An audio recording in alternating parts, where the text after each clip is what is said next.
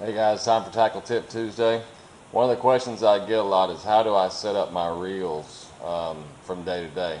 And it's real simple. I get my reels in, I put line on them, and every reel has to be set up differently.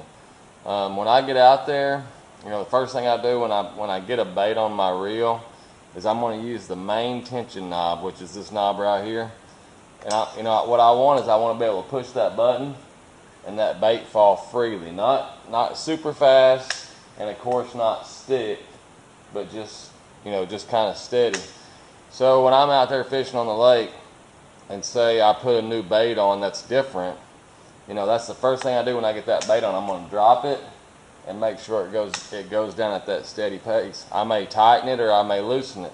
Now that's your main adjustment, and then your brake system on the side, you're fine. It's numbered 1 to 10. That's what you fine tune, and you always want to start tight, more tight, because you want your first cast to be shorter.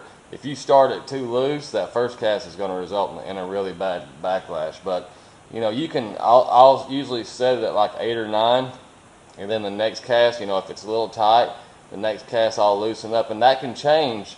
Even using the same bait based on wind. That's one of the reasons why we put it on the outside.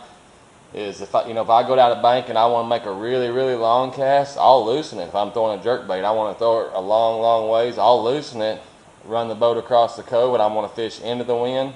I'll tighten it, 3 or 4 notches. That way I can fire that thing in the wind and not get a bad professional overrun. So it's pretty simple. Start with your main tension knob, and then use your brake adjustment for the fine tuning. So hopefully this helps. Hopefully you don't get too many of those professional overruns.